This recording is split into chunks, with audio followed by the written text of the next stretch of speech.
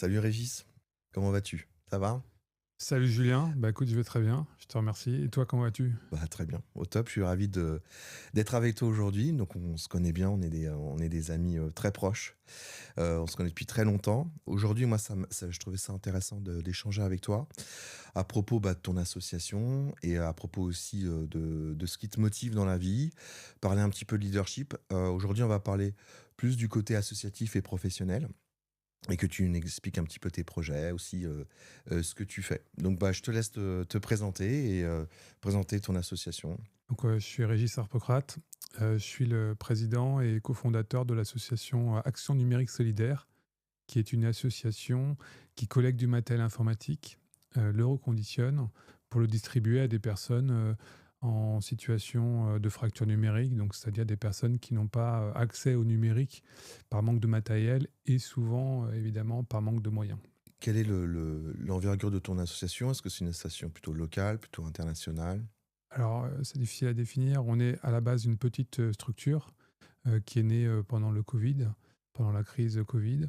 Donc, une jeune structure et petite en taille, mais on a aujourd'hui un rayonnement qui s'est plutôt élargi. C'est-à-dire qu'au niveau de la collecte de matériel, on a une capacité nationale. On a une capacité de collecter du matériel sur tout le territoire français, métropole. On a, au niveau des distributions, on a plutôt un rayonnement euh, régional pour nos actions sociales en France, avec quelques exceptions en dehors de la région Île-de-France. Et on a aussi des projets humanitaires qui sont donc situés en dehors de France, en Afrique notamment, en Afrique de l'Ouest principalement, et également en Ukraine. Ok. Et est-ce qu'il y a d'autres endroits dans le monde auxquels que vous avez pu aider, ou enfin, d'autres territoires sur lesquels vous avez pu envoyer du matériel? Oui, alors on a un peu testé différents pays, entre guillemets, on a fait différents projets. Le premier, ça a été en Afrique du Sud. On nous avait sollicité pour venir en aide à des enfants qui vivent dans un township près de Johannesburg. C'est une ONG qui était présente sur place. Donc ça, c'était un petit peu le déclencheur. Ensuite, en Afrique, sur des pays tels que notamment la Côte d'Ivoire, qui est probablement notre projet sans doute le plus avancé en Afrique aujourd'hui. Également, on a des projets au Bénin, au Ghana, en République démocratique du Congo. Et on a aussi, alors c'est un petit projet, on va dire, mais en Haïti. Mais là, c'était un cas un peu particulier, c'est-à-dire qu'on est venu en aide de manière un peu ponctuelle à un jeune sur place, mais on n'a pas, aujourd'hui, compte tenu de la situation et de la sécurité sur place, on n'a pas la capacité d'intervenir aujourd'hui, nous, en Haïti. En Ukraine, on intervient, bien que ce soit un pays en guerre, mais parce que évidemment on a des partenaires humanitaires qui sont en capacité d'intervenir sur place, notamment des Ukrainiens, hein, des ONG locales. Mais en Haïti, c'est plus complexe. Est-ce que tu peux un peu te présenter, toi, Régis, qui es-tu? Oui, alors moi, je suis informaticien de profession. J'ai commencé ma carrière comme développeur, hein, programmeur. Et puis, j'ai évolué vers différentes fonctions de chef de projet, directeur de projet. J'ai été manager aussi chez un éditeur de logiciels d'archivage à valeur probatoire. Et puis je suis ensuite passé à mon compte en indépendant, en freelance, il y a une quinzaine d'années. Et c'est un format qui me convenait bien, donc j'y suis toujours aujourd'hui. J'interviens sur différents types de missions, en conseil, en assistance, en audit aussi. C'est une activité que j'aime bien développer, ça l'audit aujourd'hui.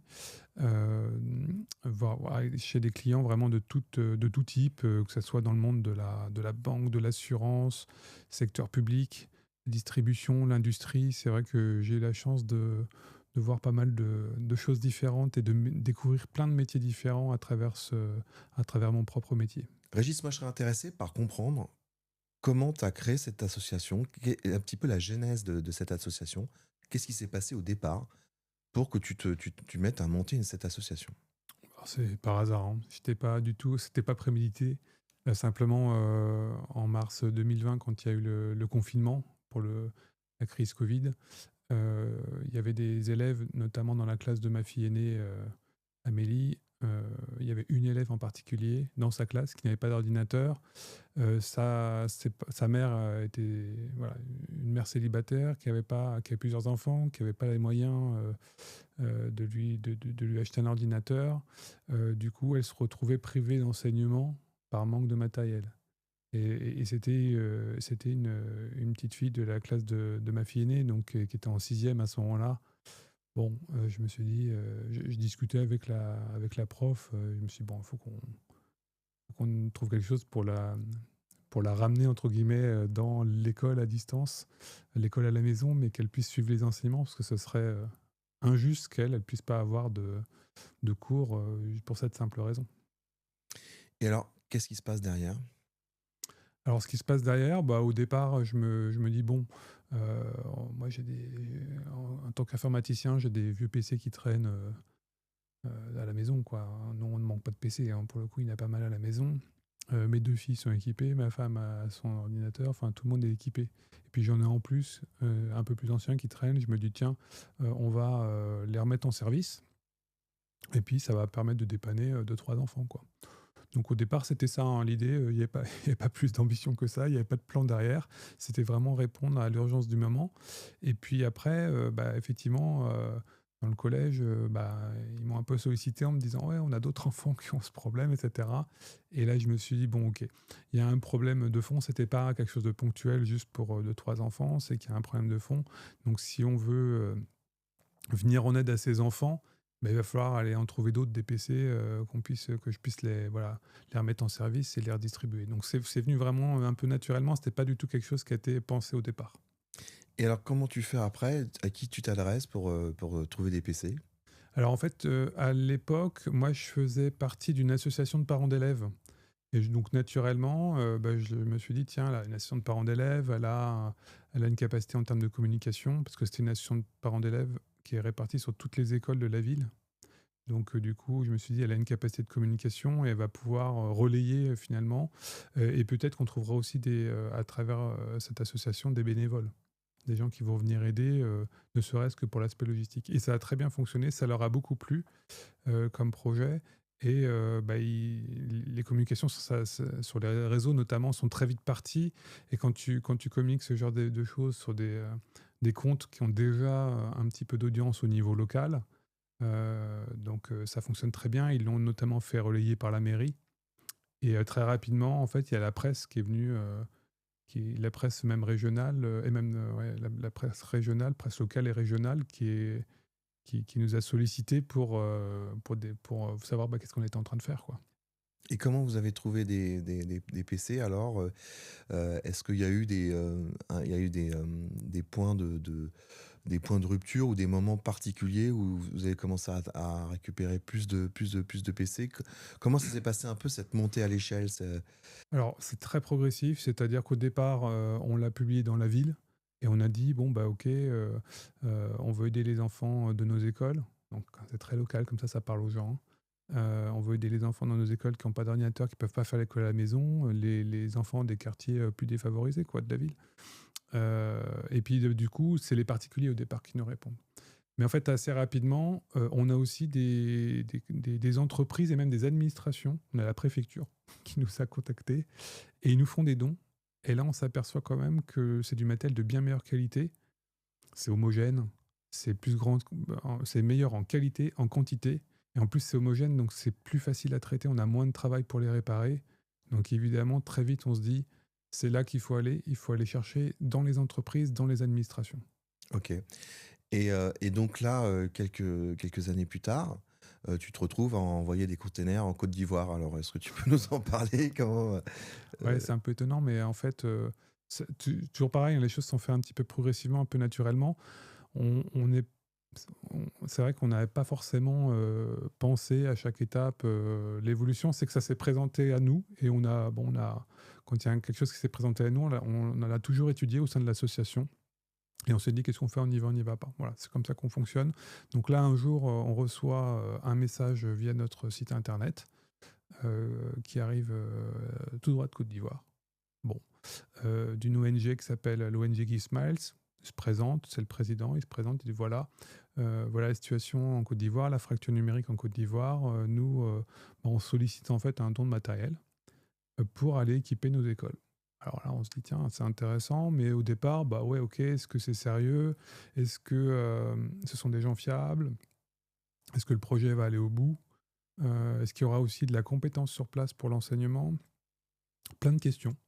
Donc on discute entre nous au sein de l'association et puis on se dit, bah, allez, donnons-leur une chance. On organise une visio, simplement. C'est vrai qu'on a la chance aujourd'hui de pouvoir facilement faire des visios et de pouvoir facilement communiquer finalement, même avec des gens à l'autre bout du monde. On organise la visio. Donc je pense qu'ils ont été un peu surpris qu'on leur réponde parce que sans doute ils n'étaient pas certains que de France on leur répondrait. On leur a répondu. On a organisé cette visio. On a discuté. Ils ont quand même bien documenté leur projet. C'était rédigé. Ça faisait sérieux, quoi. Donc on avait toute la documentation, toute l'historique, leur rapport d'activité. On a vu aussi tout ce qu'ils faisaient. Et on a compris que c'était des jeunes euh, plutôt d'Abidjan, bon, même s'il y a des bénévoles un peu partout dans le pays, mais on voit que la source était à Abidjan, donc à la capitale. Des jeunes, on va dire, un peu plus privilégiés, alors issus de classes moyennes ou classes moyennes supérieures. Bon, pour certains, ils viennent des classes plus populaires, mais voilà. On voit quand même que ce sont des gens. On a le président, c'est quelqu'un de diplômé. Il est diplômé du supérieur, etc. Donc on voit ces jeunes-là qui disent bon, ils sont conscients de la difficulté de la vie dans les zones rurales de leur pays et ils se disent nous, on va venir en aide. Et ils y consacrent une énergie et un temps colossal, hein. C'est-à-dire que eux, quand ils partent, ils font des centaines de kilomètres, au moins un week-end par mois, c'est le minimum, pour aller aider des jeunes à l'autre bout du pays, quoi. Enfin, c'est assez admirable. Donc ça nous a convaincus. Et puis on a dit on teste. Parce que on dit, en fait, on peut pas savoir si ça va marcher, mais on a quand même suffisamment collecté de machines, on a suffisamment de stock. Allez, on va mettre 20 pour voir, hein. C'est ça, c'est un peu comme au poker, on met pour voir. Et là, on a dit, ok, on va mettre une vingtaine de machines et on va voir ce qu'ils vont en faire. Et on a, évidemment, dans la convention qu'on a signée avec eux, on leur avait dit, bah, on veut avoir du feedback, on va avoir du retour, il nous faut du reporting. Et du coup, on dit, on met 20 PC, ça part sur un bateau, ça arrive en Côte d'Ivoire et on attend de voir ce qu'ils vont en faire. Et alors, qu'est-ce que ça a donné? Ben, alors, quand on a reçu. Donc, bon, après, la vie a repris son cours. Voilà, on n'y pensait plus forcément à ces 20 PC. Et puis, un jour, on reçoit, pareil, un email, voilà, reporting. Et là, document complet, détaillé, etc. Voilà, ils ont déployé sur 2-3 établissements de type collège, lycée. Et puis, on voit les photos cérémonie d'inauguration, qu'on voit que par exemple dans certains, le préfet s'est déplacé lui en personne pour venir à l'inauguration de la salle informatique. Ça nous a permis de nous dire aussi, ok, alors ouais, alors 20 ou une vingtaine de PC ou 30 PC, je ne sais plus combien il y en a envoyé là-bas, c'est quelque chose d'important. Déjà, premier enseignement, c'est pas comme ici finalement où le matériel a entre guillemets un peu moins de valeur. Là-bas, c'est important. Ça a déplacé les personnalités. Ils ont fait des cérémonies d'inauguration. Ils ont des salles informatiques. Ils en sont contents. Et voilà, il y a un reporting avec les feedbacks. Voilà comment ça s'est passé. Voilà ce qui s'est bien passé. Voilà ce qui s'est mal passé, etc. Et joint à ce document-là, une nouvelle proposition de projet. On continue. Bon, voilà. Et donc, nous, quand on a vu effectivement ce résultat-là, on s'est dit, ouais, ok, là, ça vaut vraiment le coup de continuer. Ça vaut vraiment le coup d'essayer de voir jusqu'on peut aller avec, dans ce type de projet. Est-ce que tu peux nous parler un petit peu de la valeur perçue qu'est-ce que c'est un ordinateur, un accès à Internet des étudiants dans ces lycées? Comment ils le voient en fait? Qu'est-ce qu'ils perçoivent de cette valeur? Moi, ça, je l'ai compris vraiment en étant sur place quand je suis allé au Ghana en 2023. Je suis arrivé dans la première école dans laquelle on installait des ordinateurs. Et là, je vois arriver le directeur de l'école qui avait mis sa tenue traditionnelle. Toute l'école qui est arrêtée. Comment dire, les enfants, pareil, qui sont tous en costume traditionnel. Ils offrent un gigantesque spectacle de danse. Ils nous offrent des cadeaux. Et ils sont d'une telle reconnaissance. Et là, sur le coup, quand je suis à cette cérémonie, je me dis: «Mince, bon, nous, c'est des ordinateurs de récupération, c'est de la seconde main». Je me suis dit: «Mince, est-ce qu'ils sont pas en train de surestimer ce qu'on leur apporte? Est-ce qu'il y a pas un malentendu, en fait?» Moi, c'est ça que je me suis dit la première fois. Et donc, bon, on a fait l'installation de la salle, on a fait la formation aussi des enseignants, et cetera. Et donc, je partais du principe, effectivement, heu, qu'ils se trompaient sur la valeur du matériel qu'on leur apportait, mais en étant sur place, en discutant avec les gens, je me suis aperçu que c'est moi qui m'étais trompé. Parce que nous, ici, en fait, on n'a pas cette notion on n'a pas la même notion de valeur, parce que pour nous, c'est un objet finalement du quotidien. On y a accès très facilement, alors sauf dans les évidemment, dans les quartiers défavorisés où là, c'est plus difficile d'accès. Mais je dirais que pour les voilà, classe moyenne ou classe moyenne supérieure, c'est quand même assez facile d'accès. Donc finalement, on perd la valeur. Donc c'est pas finalement, c'est pas eux qui ont, tendance à surestimer. Je pense, sincèrement qu'on a perdu, nous, sans doute en Europe, un petit peu la valeur de ce type de matériel, qui est du matériel quand même, heu, qui suppose une vraie industrie pour le fabriquer, une industrie, de technologie. Et il y a beaucoup de pays qui n'en ont pas. Il y a beaucoup de pays qui n'en ont pas ou qui n'y ont pas du tout accès. Et pour eux, voir arriver une salle informatique, dans une école, dans une zone rurale, dans un collège, dans un lycée, c'est d'un seul coup, nous aussi, on rentre dans ce monde du numérique. Et ils en étaient évidemment exclus jusqu'à présent. Et d'un seul coup, ils font partie du monde, quoi, quelque part. Donc c'est une valeur colossale en réalité, cet ordinateur. Et j'ai appris la valeur d'un ordinateur en allant là-bas. J'ai en souvenir le témoignage d'une des lycéennes qui avait participé à une cérémonie quand vous étiez allé en Côte d'Ivoire. Et j'avais trouvé son message assez touchant aussi par rapport à ce que ça leur apportait en termes ouais, d'ouverture sur le monde, de capacité de formation aussi. Qu'est-ce que ça change du coup dans leur enseignement, dans leur parcours scolaire? Alors, ça change énormément de choses. Donc, faut bien y visualiser, et ça, c'est quelque chose qu'on a du mal, nous, à imaginer en Europe. C'est qu'il y a dans le programme de l'éducation nationale locale, hein, de l'éducation nationale de ces pays, il y a l'informatique. C'est-à-dire que c'est pas du tout que c'est pas une matière qui est enseignée, hein. C'est une matière qui est enseignée, mais actuellement, elle est enseignée sans ordinateur. C'est-à-dire que, par exemple, que ce soit au Ghana, en Côte d'Ivoire, au Bénin, etc., il y a un prof d'informatique notamment dans les collèges, dans les lycées. Il y a des profs d'informatique, et les profs d'informatique, ben, ils enseignent, mais voilà, tout est écrit sur papier. Ou des fois, quand on va dans les salles, nous, on le voit, il y a des posters au mur, par exemple, qui représentent l'interface du traitement de texte, Word, et du coup, ils peuvent leur montrer à quoi ça ressemble, quoi. Et après, ils notent, mais ça reste quand même quelque chose d'extrêmement abstrait, puisqu'ils n'ont pas la possibilité de manipuler. Donc le premier truc que ça change, déjà, pour le prof d'informatique et pour les élèves, c'est de dire: «Ah ouais, maintenant, on va faire sur des vrais ordinateurs». Ça, c'est déjà euh, un écart colossal.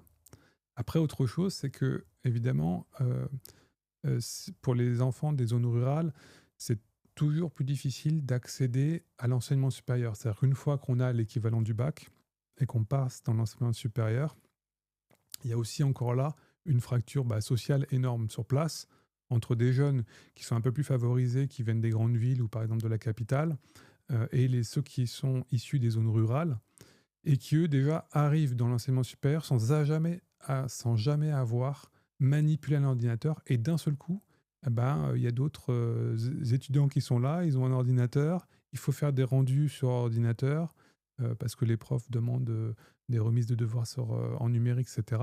Et d'un seul coup, ils sont propulsés dans un nouveau monde, et sans outillage, sans rien. Et du coup, déjà que l'accès aux études supérieures leur a été difficile, bah, alors là, pour eux, ça constitue une difficulté supplémentaire. Le fait d'avoir, au collège, au lycée, eu un enseignement même simple, même de socle connaissances de base, ça change tout déjà. Quand vous accompagnez les projets, je sais que Philippe Duchesne travaille aussi avec toi et que dans l'accompagnement que vous faites, quand vous allez en Côte d'Ivoire pour installer des salles informatiques avec les associations locales, c'est intéressant de comprendre un peu le partenariat aussi, cette relation de confiance qu'il y a avec les gens sur place, parce qu'ils font énormément aussi, évidemment, pour leur pays. Est-ce qu'on peut parler aussi un petit peu des projets un peu annexes qu'il y a Je sais que Philippe, par exemple, avait un programme aussi de formation pour aider à faire du développement informatique. Oui, alors Philippe, qui aujourd'hui assure la responsabilité des projets humanitaires, s'investit beaucoup sur ce sujet-là et je le remercie pour ça. Effectivement, donc quand on arrive sur place, il y a un double enjeu. Donc il y a l'enjeu du matériel, ça c'est l'enjeu principal. Il y a de la compétence sur place déjà, donc il y a des capacités de formation. Mais c'est vrai que le fait pour nous aussi de faire un peu de formation sur place, ça nous permet d'être en contact plus direct avec les bénéficiaires, avec les formateurs, donc pour nous, c'est un vrai intérêt aussi pour bien comprendre finalement la finalité de ce qu'on fait. Il faut aussi une immersion dans le pays et la formation, c'est une bonne occasion. Parce qu'une formation, c'est quelque chose qui prend, voilà, qui dure un petit peu et là, on est vraiment en prise directe et on peut interagir, on peut même poser des questions sur comment ça se passe. Et donc, ce qu'on a proposé, euh, ce dont on a discuté avec nos partenaires locaux, depuis un petit moment déjà, on en parlait, on se disait, ben, on a équipé plusieurs établissements à travers tout le pays. Il y a du coup, dans chaque établissement, il y a des centaines d'élèves qui ont pu avoir accès à des ordinateurs. Donc, à l'échelle du pays, ça veut dire qu'il y a un impact sur des milliers d'élèves. Et qu'il ne serait pas intéressant d'organiser un petit concours entre les écoles sur un thème, justement, informatique numérique, pour créer une petite émulation autour des salles qu'on a équipées.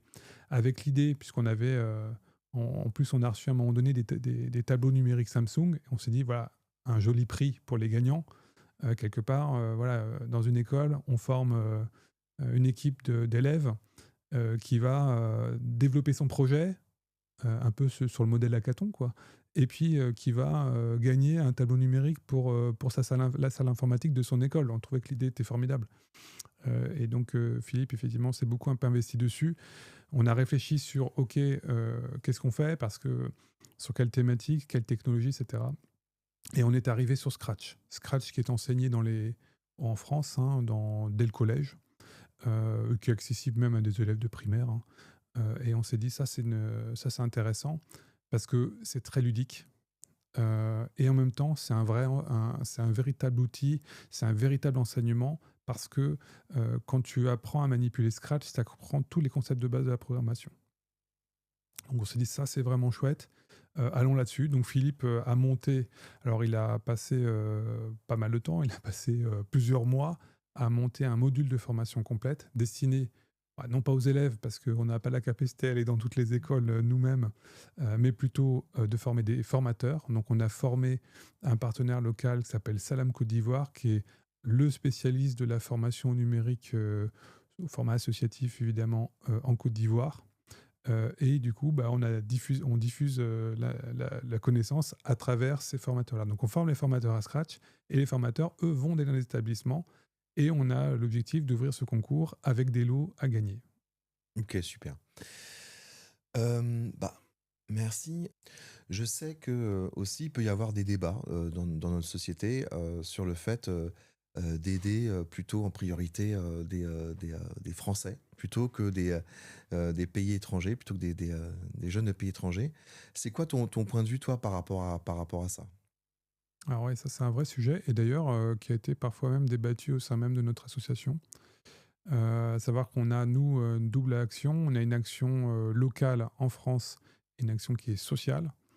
Et on a également une action humanitaire, donc tournée vers des pays à l'étranger, bon, l'Ukraine, mais quand même principalement l'Afrique. Donc souvent, cette question revient. Oui, mais alors, pourquoi envoyer finalement du matériel à l'autre bout du monde alors qu'on a des besoins ici? Moi, j'ai toujours mon point de vue personnel, mais c'est pas le point de vue de tous les gens de l'association, hein, puisque une association, voilà, c'est une démocratie par définition. Donc on débat et on n'est pas d'accord. Et je trouve ça très bien parce que ça permet aussi de se challenger mutuellement. Donc moi, ma vision à moi, et c'est pas la vision de tout le monde, c'est pour moi, euh, un enfant est un enfant, un jeune est un jeune, et tout le monde mérite d'avoir accès au numérique parce que c'est aujourd'hui un levier d'inclusion à la fois sociale, à la fois économique, à la fois professionnelle. C'est un levier d'inclusion absolument indispensable. Donc pour moi, tout le monde mérite d'y avoir accès. Et je veux dire, un enfant est un enfant, quelle que soit sa nationalité, quel que soit l'endroit où il habite, quelle que soit sa couleur de peau, quelle que soit sa langue. Pour moi, un enfant mérite cet accès. Évidemment, c'est pas la logique de tout le monde. D'autres se disent, bon, c'est plus complexe d'envoyer loin, il y a de la logistique, il y a un coût de logistique, et puis il y a un impact aussi en termes de carbone, puisque c'est vrai que si on le distribue localement par rapport à les envoyer au bout du monde, bah, c'est pas la même chose. Alors après, c'est des vraies questions, quoi. Je veux dire, on ne peut pas non plus les évacuer totalement. Et évidemment, nous, on s'est dit, bon voilà, comment ça se structure? C'est-à-dire qu'en France, on a une fracture numérique euh, qui est particulièrement forte sur les étudiants, c'est-à-dire les étudiants en situation de grande précarité, qui est un sujet majeur aujourd'hui en France, hein. La précarité étudiante, la grande précarité étudiante, elle est vraiment... On est en situation, d'ailleurs, il y a récemment, une assistante sociale qui intervient dans les milieux étudiants me disait on est en situation de quasi humanitaire sur les étudiants en France. Ça, faut quand même le savoir. En particulier en Île-de-France et en particulier en Seine-Saint-Denis.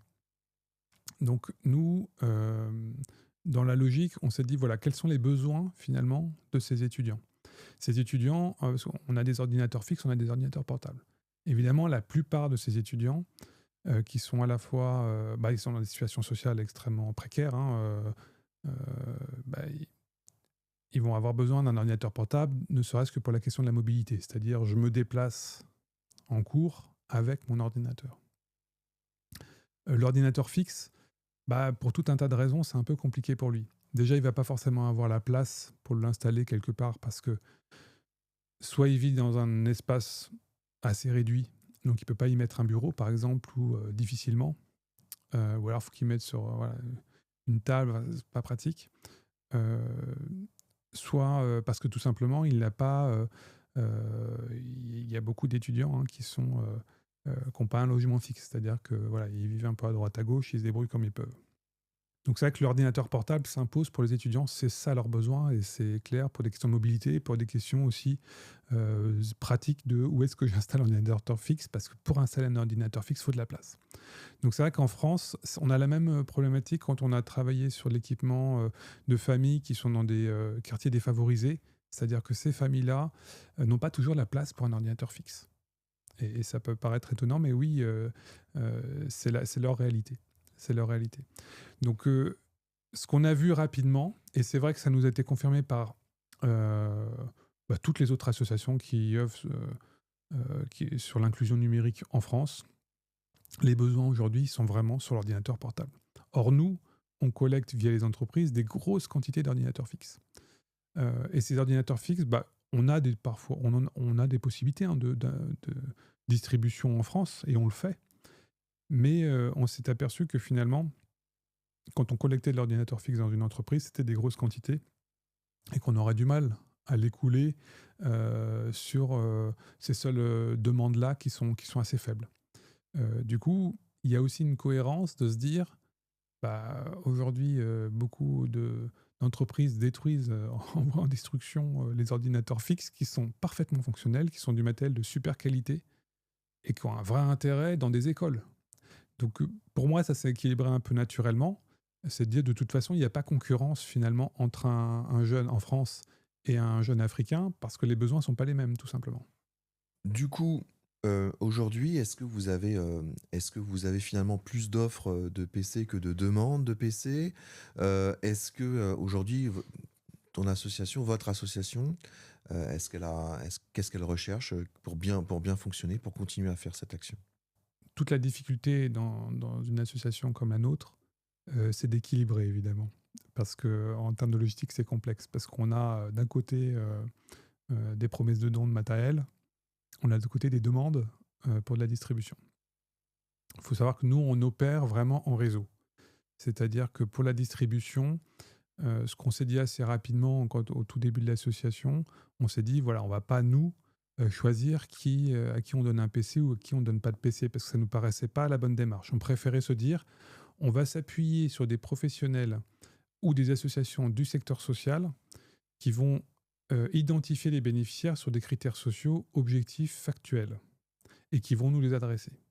Ça, nous, on pense que c'est important parce que on ne prend pas le risque de se tromper. Donc, vis-à-vis de nos donateurs, c'est une vraie garantie si on lui dit, voilà, nous, par exemple, nos ordinateurs, quand on distribue à des étudiants, ils ne sont pas pris au hasard.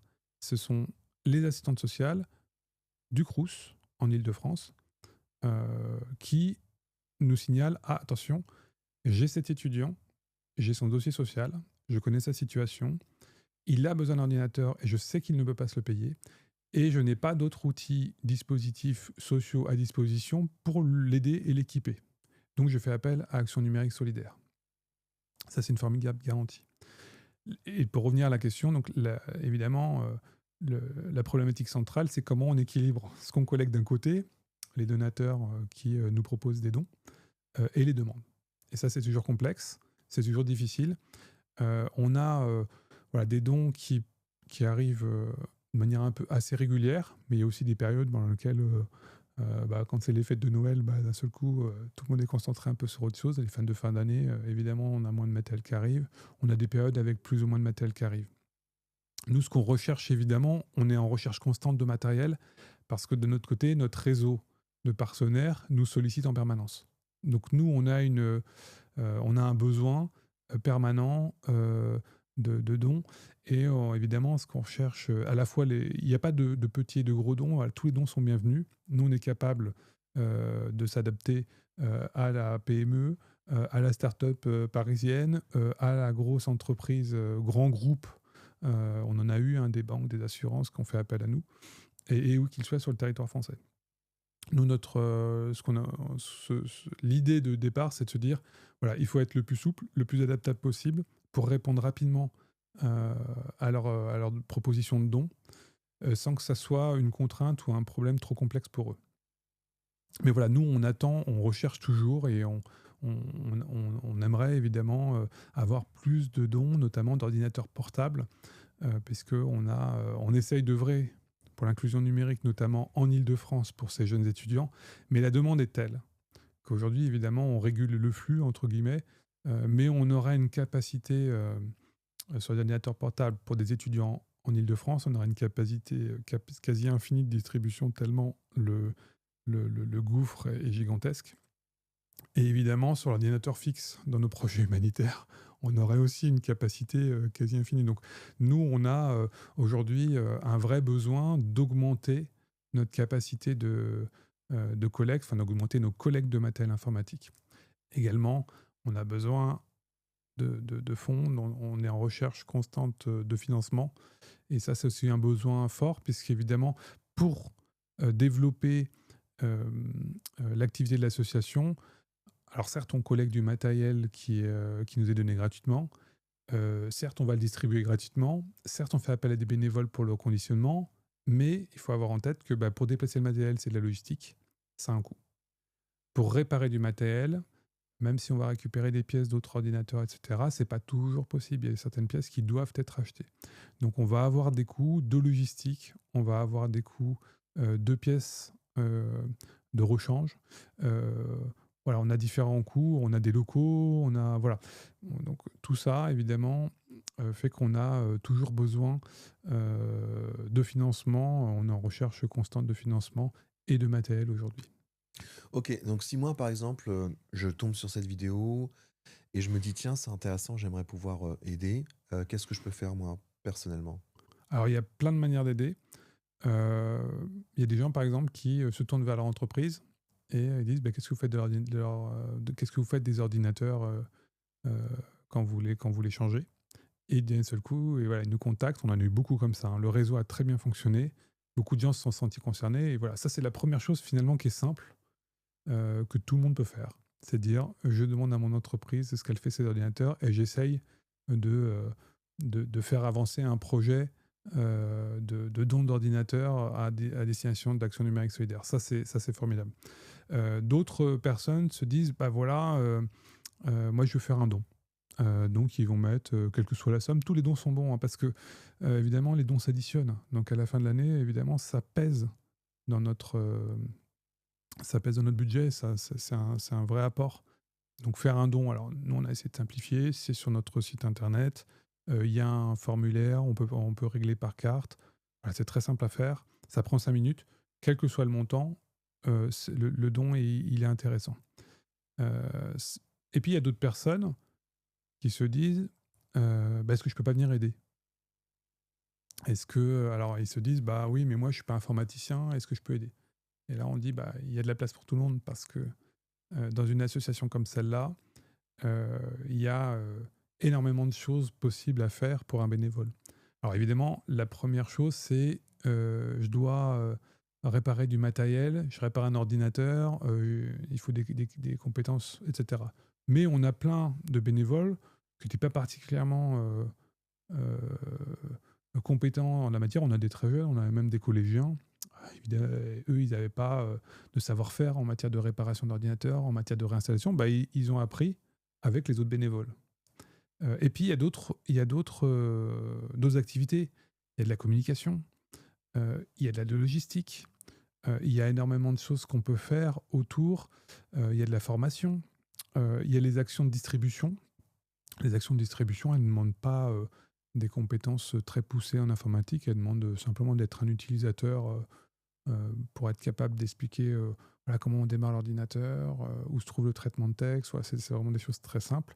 Notre petite formation, elle ne demande pas un niveau de compétence très élevé. Donc tout le monde peut trouver un petit peu, selon ce qui lui plaît.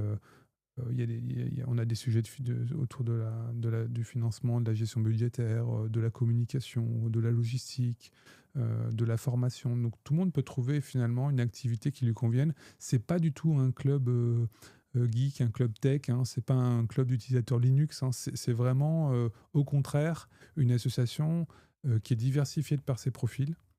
On a tous les âges. Ça va de très 12, 11 ans, ça va de 11 ans pour les plus jeunes, plus âgés à 77 ans. Donc on a, toutes les générations et tout le monde se côtoie, c'est assez rigolo à voir d'ailleurs. Et il y a aussi tous les niveaux de compétences, entre des professionnels aguerris dans l'informatique. On a Jean-Yves, bon, qui est retraité, mais qui a fait 40 ans de carrière chez IBM dans le hardware, donc autant dire que il a quelques savoir-faire. Et puis, on a ces jeunes, qui arrivent, collégiens, lycéens, qui, eux, savent utiliser, hein, c'est des bons utilisateurs de base, mais ils n'ont pas de compétences très avancées, en informatique. Donc voilà, il y a de la place pour tout le monde. Est-ce que tu as des petites anecdotes à nous raconter dans ton association? Est-ce que tu as vécu des petits moments particuliers un peu intéressants à partager pour comprendre un peu ce que c'est que ce monde de l'associatif et de ces projets? Oh, il y en a plein, hein, il y en a énormément. Heu, je peux raconter une anecdote qui m'a particulièrement marqué au début, de notre action.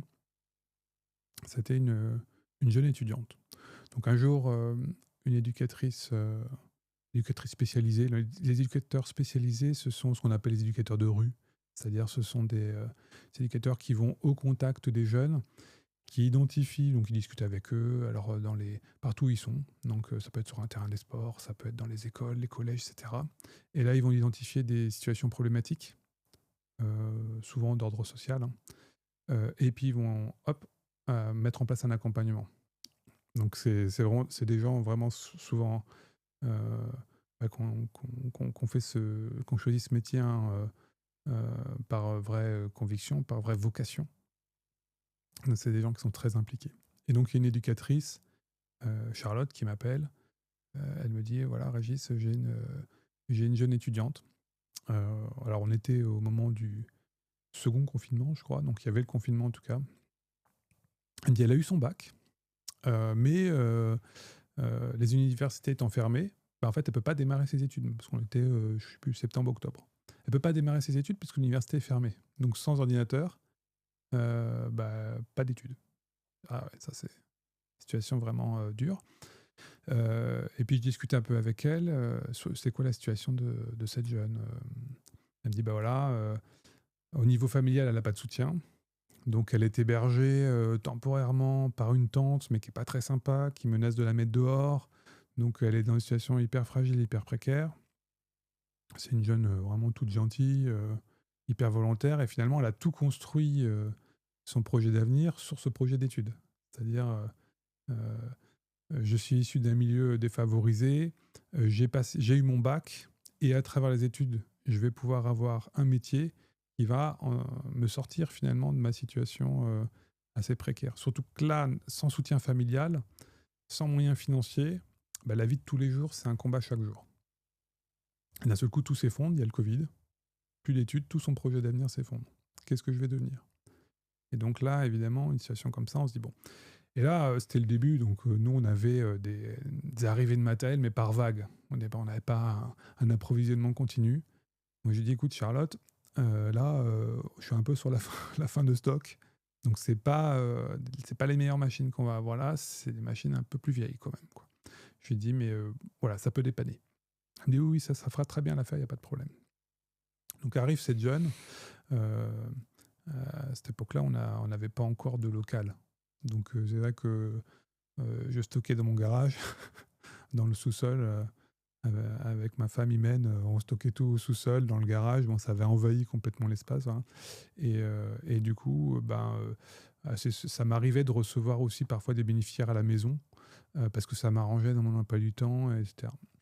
Et donc là, on reçoit avec ma femme, avec Imen, on reçoit cette jeune et c'est l'éducatrice qui arrive.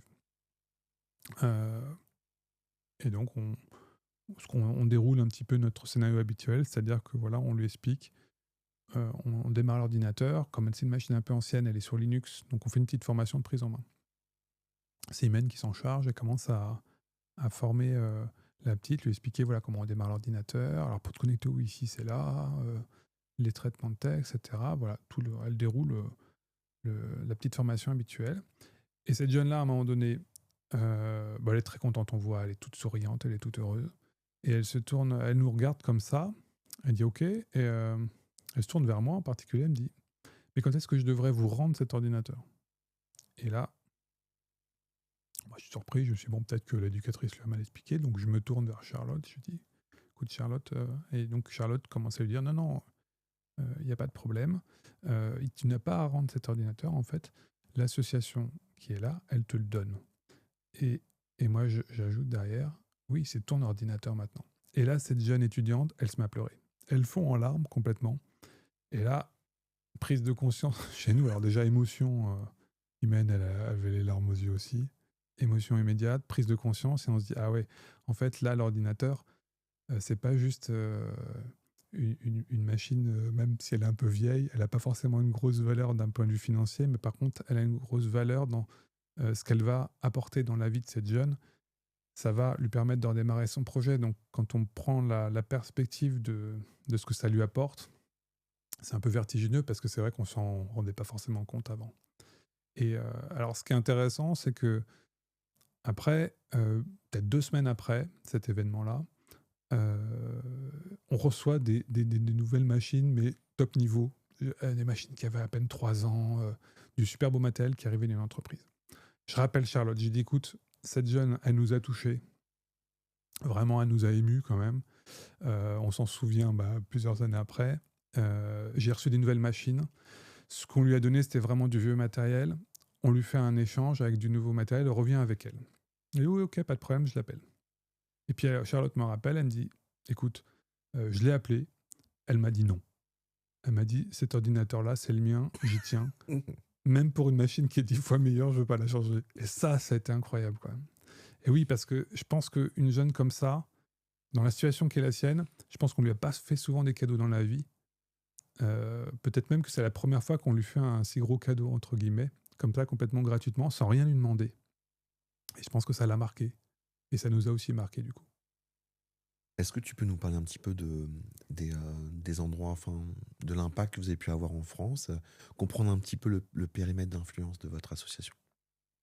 Alors au début, ça a vraiment démarré dans notre ville, hein, à Brunois, dans l'Essonne, dans le Val d'Hier.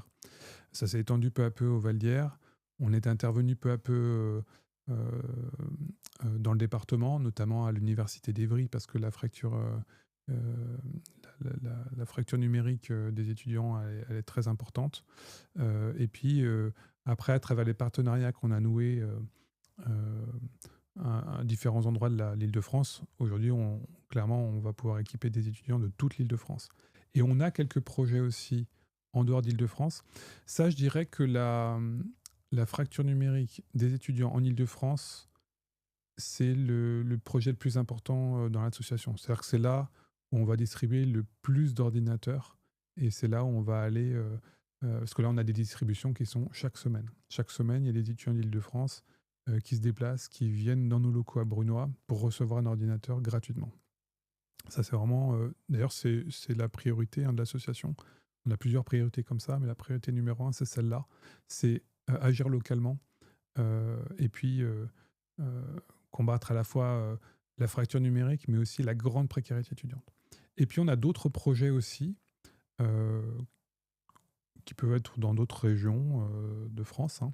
Notamment, on a en priorité également de venir en soutien à des associations qui œuvrent également pour l'inclusion numérique. Alors, je dirais que dans la fracture numérique, il y a plusieurs types de combats à mener. Il y a le combat qui est le nôtre, c'est le matériel. C'est-à-dire qu'il faut équiper pour pouvoir accéder au numérique. Mais il y a aussi beaucoup d'associations qui vont œuvrer pour la formation. Parce qu'il y a un vrai enjeu aujourd'hui, dans le cadre de la fracture numérique, il y a un vrai enjeu de formation.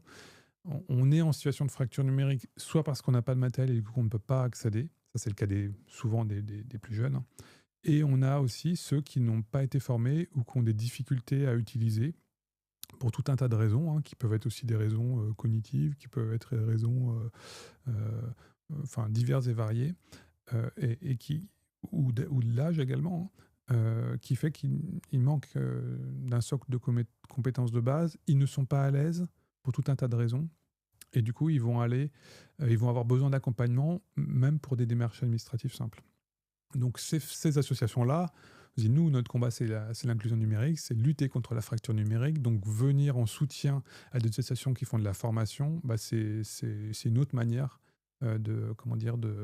d'œuvrer pour l'inclusion numérique. Donc on a aussi ce programme où des associations viennent nous faire une proposition de projet parce qu'elles veulent créer une salle informatique dans un objectif de formation pour des publics en situation de précarité. Donc ça, pour nous, c'est vraiment des beaux projets aussi.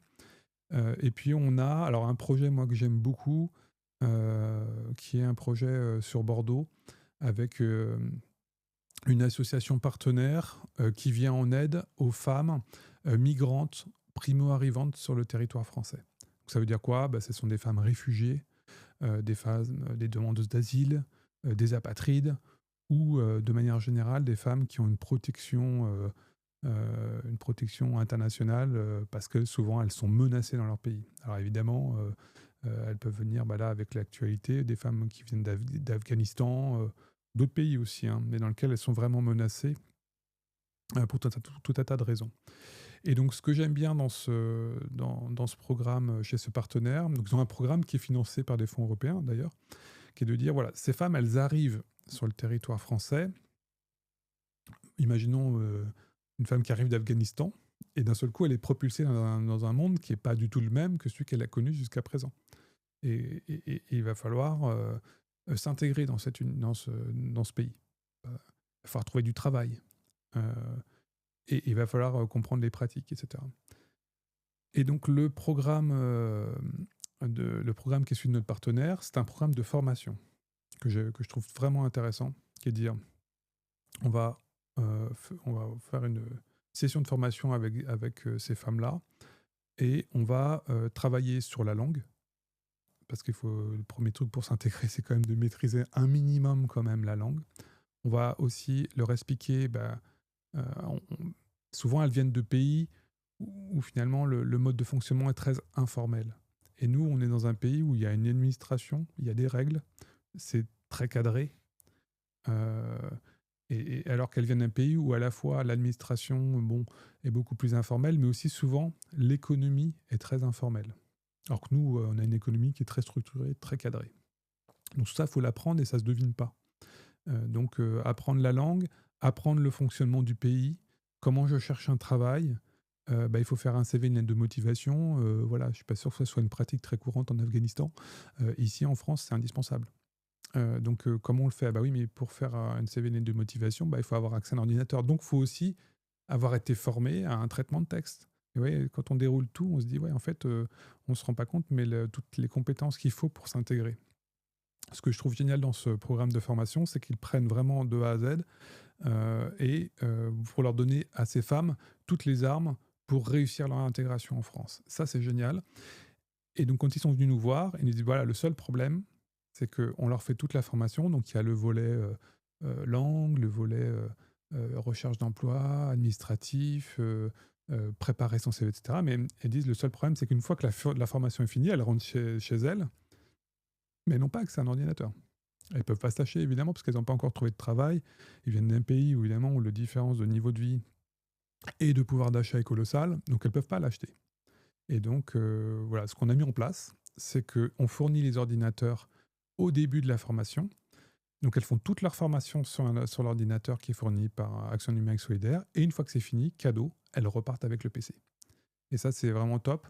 Elles sont, ces femmes, elles sont super contentes. Alors, elles nous font des cartes de remerciement à chaque fois. On a des cartes, on a des petites vidéos. Elles sont tellement heureuses. Et puis, elles sont surprises aussi. Imagine une femme, la situation en Afghanistan, pour une femme, c'est très difficile. Imagine, elle arrive en France, on l'accueille, on la forme, on lui offre même le PC, elle repart, c'est très surprenant, quoi.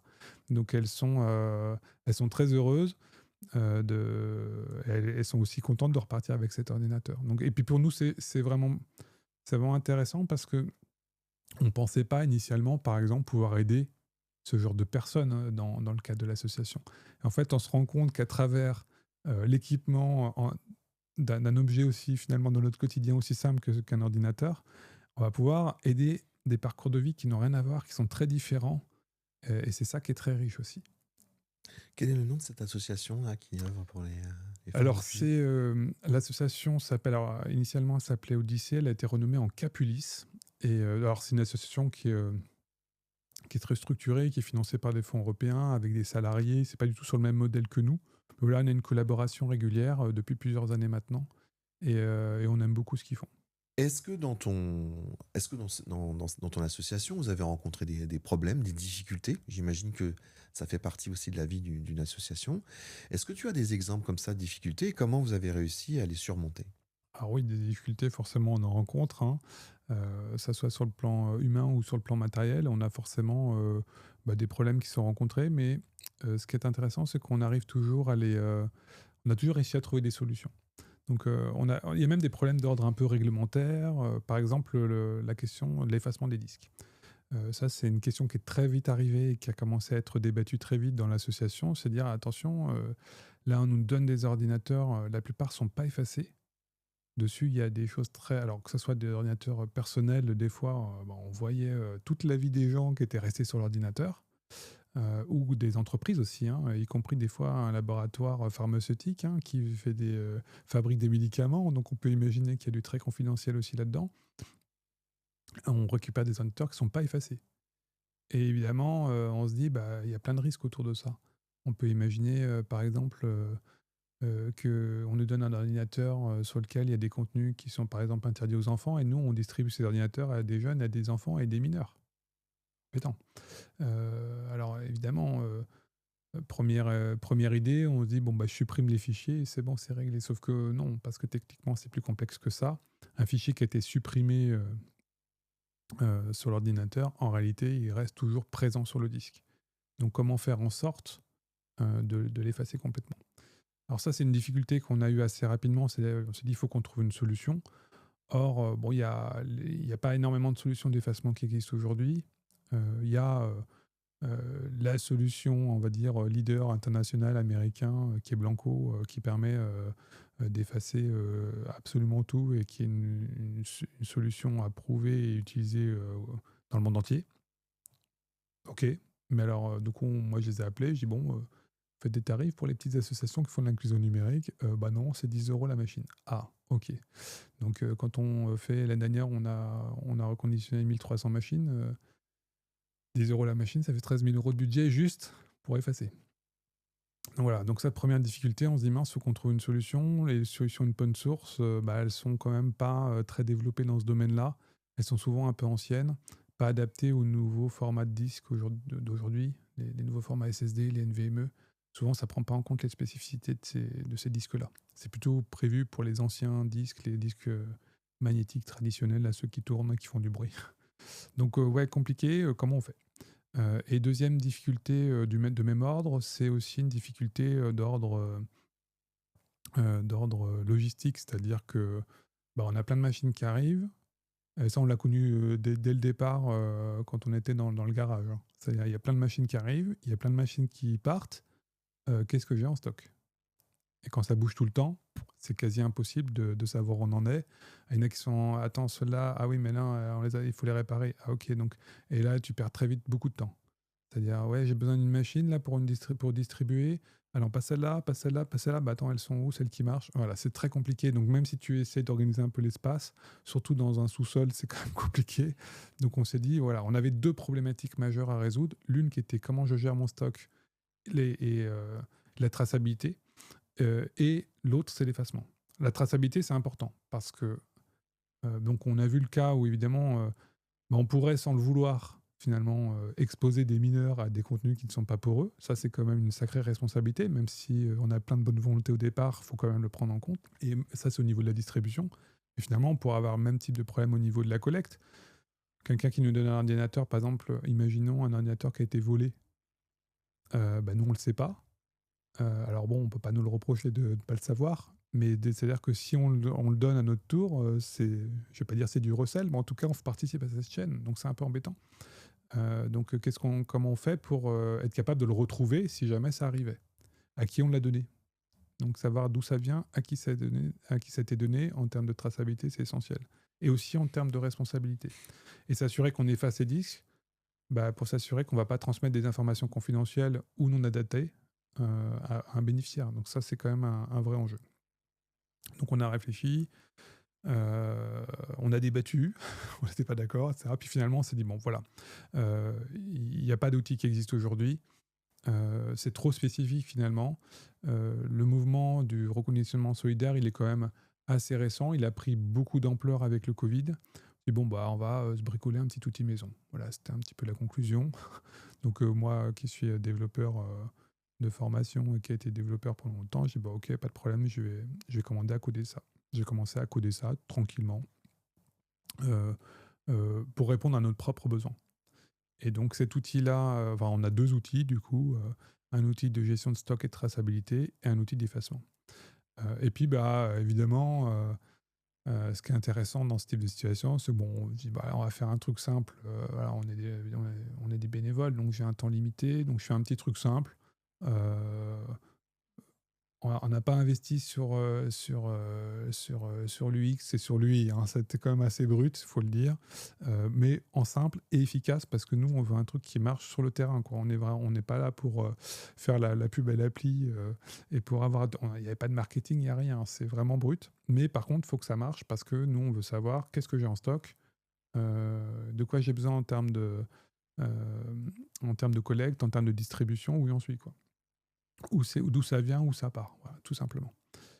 Et puis j'ai besoin d'effacer. Voilà. Donc des besoins finalement assez simples. Et l'outil comme ça s'est construit sur le terrain, sur la base d'un besoin concret et uniquement pour nous. Et alors aujourd'hui, où s'en est cet outil? Qu'est-ce qu'il est devenu? Alors il a beaucoup évolué pendant plusieurs années.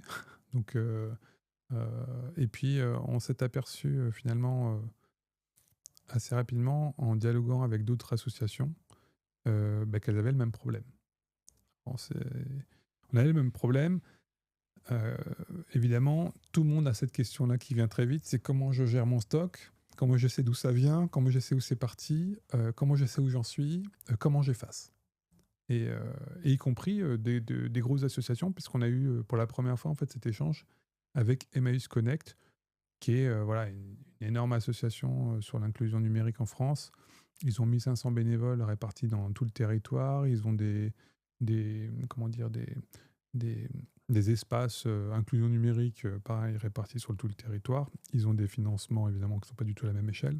Et c'est eux qui nous disent, tiens, il paraît que vous avez un outil pour, pour gérer pour la gestion de stock et de traçabilité. Nous, voilà, on voudrait doter l'écosystème au niveau national d'un outil de ce type-là. Est-ce qu'on peut discuter? Alors, j'étais un peu surpris au départ.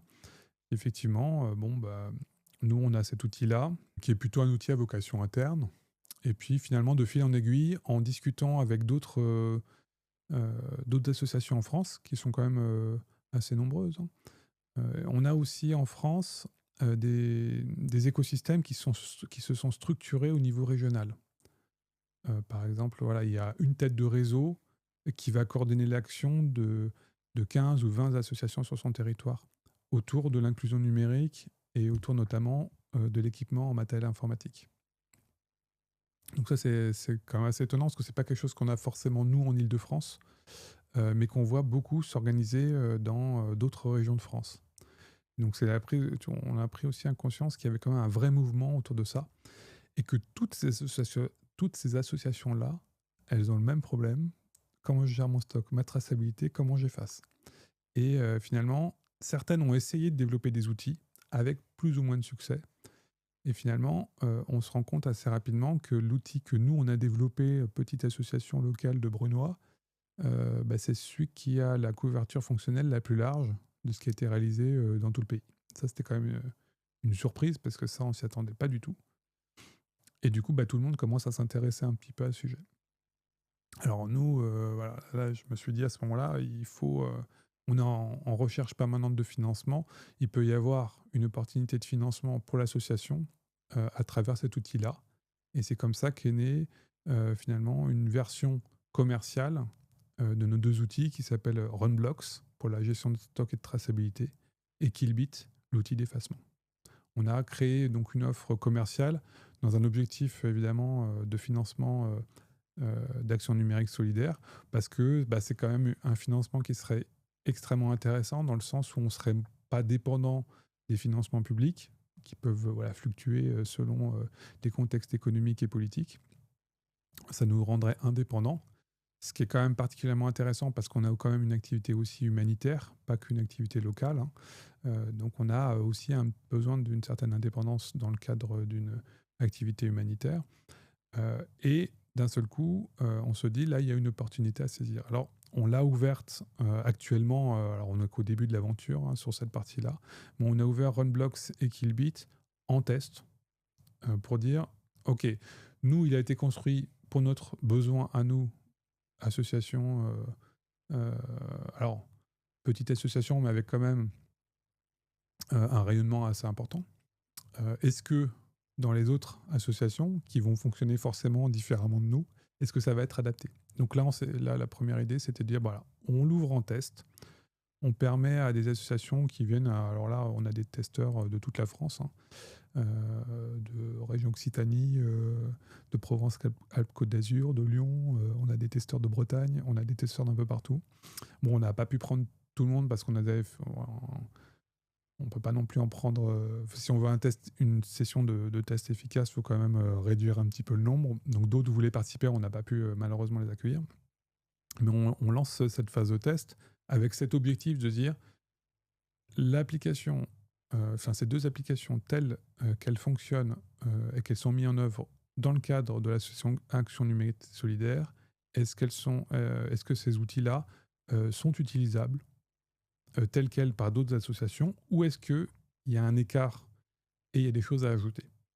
Alors ça, c'est un peu l'objectif qu'on s'est fixé pour permettre d'en faire un outil qui ne soit pas uniquement notre outil à nous, mais qui soit un outil de l'écosystème du reconditionnement solidaire. Tout à l'heure, en parlant des difficultés, tu as évoqué rapidement les difficultés humaines qui peut y avoir. Et je sais que dans le monde associatif, c'est pas toujours évident, parce on a des bénévoles finalement qui peuvent partir du jour au lendemain, qui sont pas rémunérés pour ça. Donc, est-ce que toi, tu as pu avoir des anecdotes, des difficultés, ou est-ce que tu as quelque chose que tu as envie de partager par rapport aux bénévoles? Alors c'est vrai que le bénévolat, c'est un mode de fonctionnement qui est qui est très différent de ce qu'on peut avoir dans une entreprise, même si on a une activité de reconditionnement qui pourrait un peu s'apparenter à ce qu'on fait dans une entreprise, mais en fait, c'est totalement différent. Les gens viennent bénévolement, donc un bénévole, par définition, bah, il vient quand il est disponible. Il peut très bien venir toutes les semaines ou venir une fois toutes les 2 semaines ou même plus rarement. Donc la difficulté, effectivement, c'est quand on veut lancer un projet, qu'on a un calendrier, un agenda, c'est comment on respecte finalement cet agenda sans savoir qui sera là ou qui sera pas là. Ça, c'est une vraie difficulté. Donc c'est vrai que pour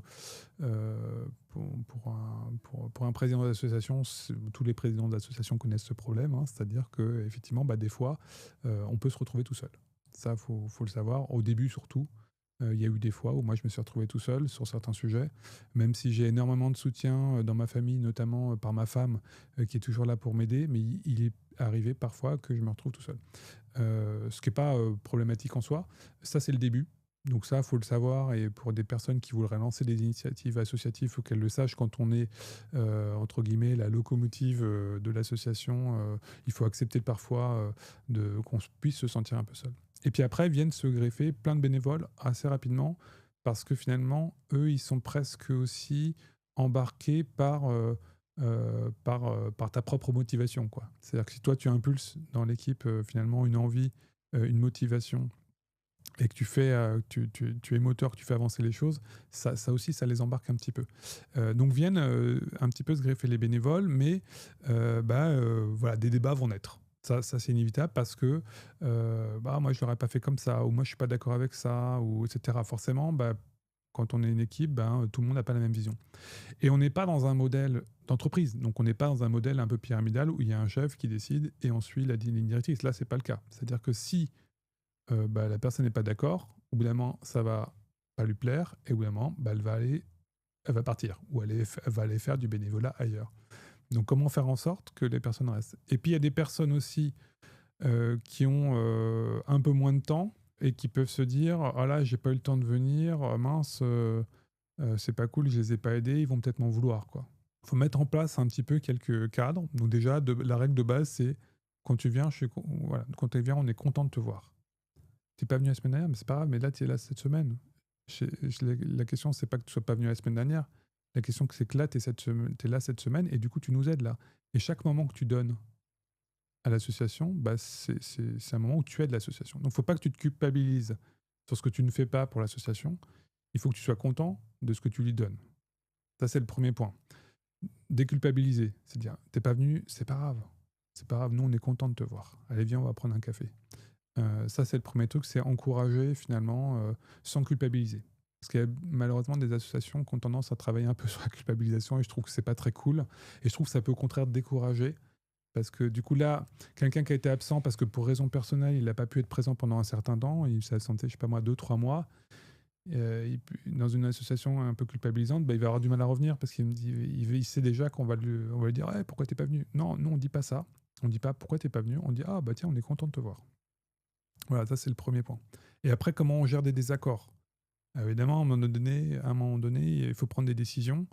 Collectivement, c'est toujours plus compliqué de décider que seul. Voilà, donc c'est accepter aussi de faire des compromis et accepter de se laisser challenger soi-même. Donc il y a eu des fois, effectivement, où des désaccords peuvent s'exprimer. Ça peut être décourageant de se dire ah ouais, non, là je voulais faire un. Voilà, je me suis dit, tiens, à un moment donné, j'ai pris l'initiative de faire un site web pour l'association. Alors, ou quand on a réalisé un logo, alors, ah non, non, ça c'est pas bien, ça c'est pas bien, ça c'est pas bien. Et je me prenais comme ça des listes de c'est pas bien, de ça va pas. Et finalement, ça peut être un peu décourageant quand tu t'es investi à titre bénévole, tu t'as donné du temps pour, par exemple, faire un site web. T'en es super content et tout le monde te dit ouais, ton site est pas terrible. Ça, il faut accepter de vivre avec ça. Il faut accepter aussi de l'amener tranquillement, le discuter, d'expliquer pourquoi il a fallu faire comme ça. Alors, on peut faire autrement, mais du coup, moi, j'essaie toujours de renvoyer la balle. Dire, OK, moi, j'ai fait ça, ça te plaît pas, qu'est-ce que tu proposes que toi, tu puisses faire pour améliorer le truc, tu vois. C'est-à-dire que c'est pas uniquement j'ai un regard critique, parce que ça, tout le monde peut avoir un regard critique. Mais c'est de dire, OK, viens aider alors. Moi, quelqu'un qui dit, ouais, ça va pas, je dis, OK, qu'est-ce que tu proposes Vas-y, fais. Je dis, moi, voilà, ça c'est le premier point. Dans une association, c'est une œuvre collective, mais ça veut dire aussi qu'il ne faut pas se contenter d'avoir des idées ou un regard critique. Il faut amener, à un moment donné, de la capacité d'action. C'est-à-dire, moi, j'ai une idée, bah vas-y, mets-la en œuvre. Alors moi, par contre, ça, je suis toujours en soutien des initiatives. C'est-à-dire, en tant que président, je me dis, quelqu'un qui arrive avec une idée, surtout une idée que j'ai pas eue, c'est les meilleurs, une idée nouvelle, quoi. Une idée auquel personne n'a pensé, et surtout une idée à laquelle moi j'ai pas pensé. Ça, je trouve que c'est ça qui est enrichissant dans une asso. C'est ah ouais, super ton idée, vas-y, fonce. Et là, c'est là où la difficulté, c'est que le bénévole qui arrive en mode parce qu'ils ont été peut-être un peu habitués aussi par le monde de l'entreprise, où les idées sont pas toujours prises en compte et où les initiatives sont pas toujours récompensées et où le regard critique est pas forcément toujours valorisé, bah, ils peuvent avoir l'habitude d'exercer ça de manière un peu orale, c'est-à-dire oui, bah, ça on pourrait faire mieux, et puis derrière ils le transforment pas en action concrète. Donc moi j'incite, je dis ok, t'es pas d'accord? Ouais, effectivement, ce que tu dis c'est intéressant. Comment tu transformes ça en action concrète? C'est en fait comment amener du regard critique, de la suggestion, de l'idée, à l'action concrète. Ça, c'est le point, je pense, assez essentiel. Et c'est ce qui fait la difficulté du bénévolat, clairement. Mais en fait, avec le temps, je pense que quand une dynamique s'installe, elle se ressent aussi. Et un nouveau bénévole qui arrive, qui ressent cette dynamique, et ben, il va pouvoir se trouver pris dedans. Et l'autre point important aussi, c'est d'accepter la diversité. Ça, c'est extrêmement important. Pourquoi? Parce que on n'est pas dans une entreprise, encore une fois, donc il n'y a pas un recrutement, quoi. C'est-à-dire, bah, tiens, moi je voudrais faire partie de cette association-là. Bon, bah ok, vas-y, tu rentres dans l'asso, c'est libre, quoi. Il n'y a pas de. Alors on peut refuser, mais bon, évidemment, on ne le fait jamais. En général, quelqu'un qui vient aider, on ne le refuse pas. Mais on ne sait pas, voilà, d'abord on ne la connaît pas, on n'a pas son CV, voilà, donc on discute un peu, etc., pour que la personne trouve sa place. Donc déjà, le premier point, première étape, la personne doit trouver sa place. Ok, mais dans tout ça, comment je fais moi je me rends utile, quoi, finalement. Et une fois cette personne commence à trouver sa place, qu'elle rentre dans les dynamiques collectives, évidemment, c'est là qu'elle va pouvoir dire ah bah tiens, on pourrait faire ça, ah bah tiens, on pourrait changer ça, on pourrait améliorer ça, etc. Et toujours dans cette idée d'améliorer. Mais alors, dans cette diversité-là, bah, on va avoir des jeunes, on va avoir beaucoup moins jeunes, on va avoir des hommes, on va avoir des femmes, on va avoir des gens qui sont issus de milieux plutôt favorisés, on a des ingénieurs, puis on a des gens qui viennent de milieux beaucoup moins favorisés, hein. On a même on a parfois des bénéficiaires qui deviennent bénévoles. Donc voilà, ils sont venus chercher un ordinateur, ils ont trouvé ça cool, et on dit bah, est-ce que je peux vous aider? On en a deux comme ça, on a Mathieu et on a Richardson. Mathieu, c'est quelqu'un qui nous arrive du Bénin. Il est venu faire ses études en France, et puis après il a eu son diplôme, il a commencé à travailler. Donc lui, il était venu chercher un ordinateur, il avait eu un problème avec, il était revenu pour se faire réparer. Et puis, bah, pendant qu'on réparait son ordinateur, il a vu qu'on était en train de faire de la préparation logistique pour un envoi en Côte d'Ivoire. Il dit bon, en attendant, pendant qu'on répare, si vous voulez, je vous aide à faire les cartons. Ça, c'était rigolo. Et puis, on a Uri Richardson qui, lui, arrive d'Haïti, donc un pays qui est dans une situation très difficile.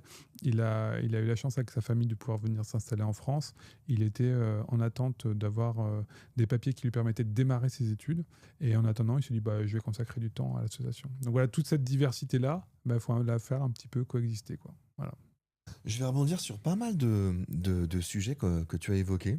Et je trouve que c'est intéressant d'analyser ça. Moi, mon travail de coach, c'est un petit peu d'analyser en fait finalement tout ce qui se passe autour du leadership, de la motivation, de la gestion de projet, de comment on réussit en fait finalement un projet. Alors un projet associatif, c'est un peu différent d'un projet d'entreprise, mais finalement c'est toujours l'humain qui est au cœur de ça.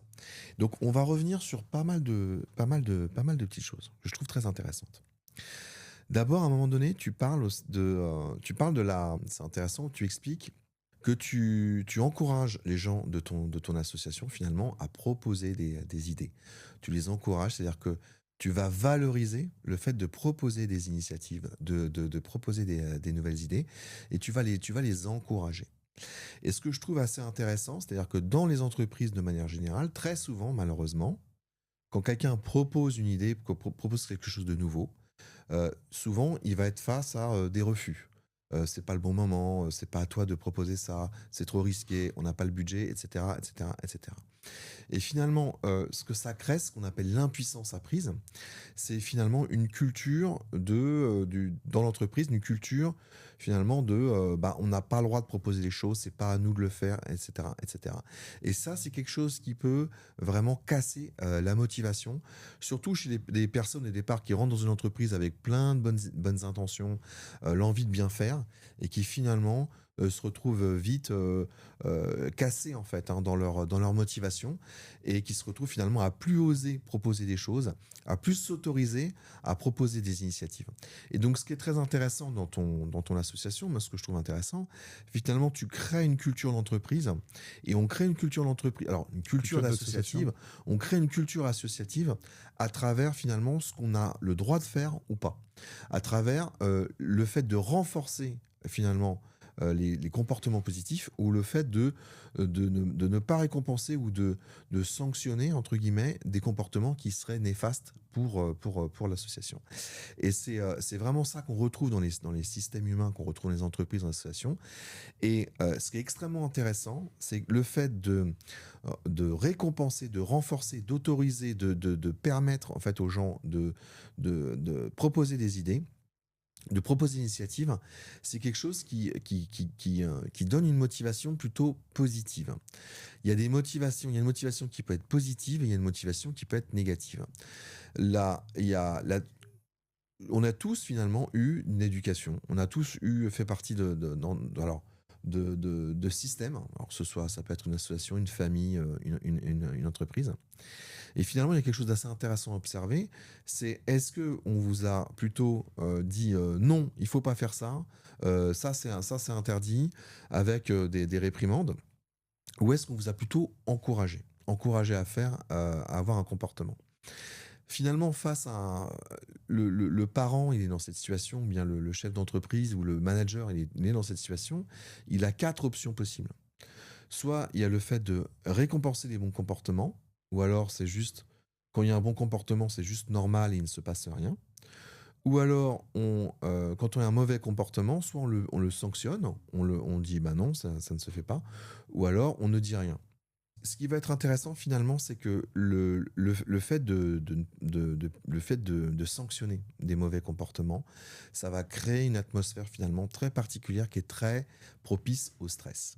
Quand je parle de stress, ça peut être de la colère, de la tristesse ou de l'agitation, quelque chose de très négatif en termes de motivation. Le fait plutôt de dire, de récompenser en fait finalement les gens qui vont dans le bon sens, c'est quelque chose qui est très positif en termes de motivation. C'est-à-dire que c'est quelque chose qui va encourager finalement l'initiative et qui va amener aussi de la sérénité dans la motivation. Ce que je trouve intéressant dans ce que tu disais aussi tout à l'heure, sur la responsabilisation des acteurs. C'est-à-dire que, bon, bah moi, j'agis, je suis dans l'action, je fais quelque chose, j'essaie de faire de mon mieux.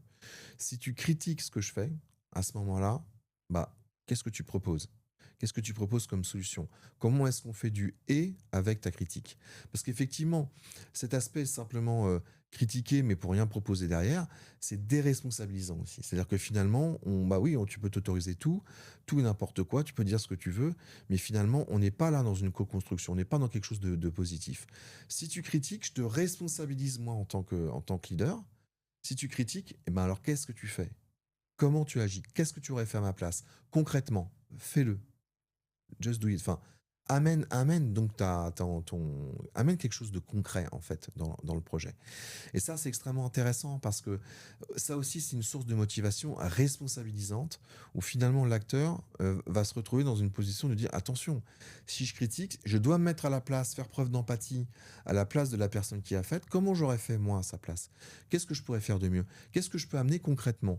Et là, on est vraiment dans une logique finalement adaptative, de co-construction, de synergie, où finalement on va faire du 1 plus 1 égale 3, hein, comme dirait Jean-Claude Van Damme, grand philosophe que j'admire énormément.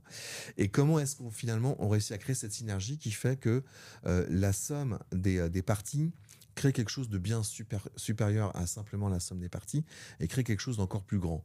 Et comment on arrive finalement à compléter ces compétences, comment on arrive finalement à construire un système capable de gérer des problématiques que seul on aurait été incapable de gérer. Et ça, je trouve que c'est extrêmement intéressant parce que comme tu le disais, dans une association, on peut être sur des managements par la culpabilité, ou on peut être dans un management par le renforcement positif, qui est le fait d'encourager l'initiative, d'encourager la participation. Quand tu dis à quelqu'un, je suis content de te voir aujourd'hui, et je ne vais pas te culpabiliser parce que tu n'étais pas là la semaine dernière, finalement, lui, il va être dans un état de sécurité psychologique. Il va arriver en se disant, bah, ici, je sais que je serai toujours bien accueilli. Je sais que tout ce que j'amène, c'est valorisé, ça va m'encourager. Alors que quand on travaille sur la culpabilité, dans le cerveau humain, dans le fonctionnement humain, dans les sources de motivation, on est sur un autre registre qui est complètement différent, qui n'est pas celui de la motivation, mais qui est celui du rapport de force, du rapport dans le groupe.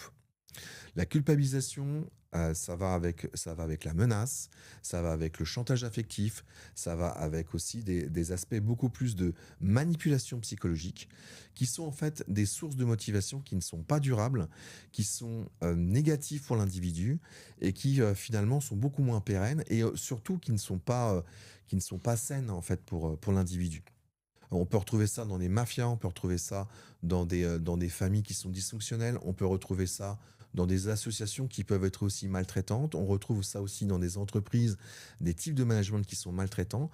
Quand on fonctionne sur la culpabilisation, finalement, on est dans quelque chose de manipulatoire et qui est pas du tout sain pour l'individu. On peut retrouver ça dans plein de systèmes humains.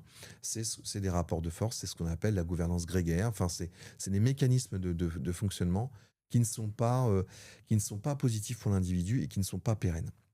Je voulais rebondir aussi par rapport à tout l'aspect, euh, l'aspect croissance de l'association. Moi, j'ai trouvé hyper intéressant finalement quand on écoute l'histoire de ton association. Au départ, tu commences avec juste le besoin d'un individu. Finalement, tu trouves une solution. Et puis, petit à petit, tu te rends compte qu'il y a d'autres personnes qui sont intéressées. Et donc, tu vas trouver plus de matériel pour aider.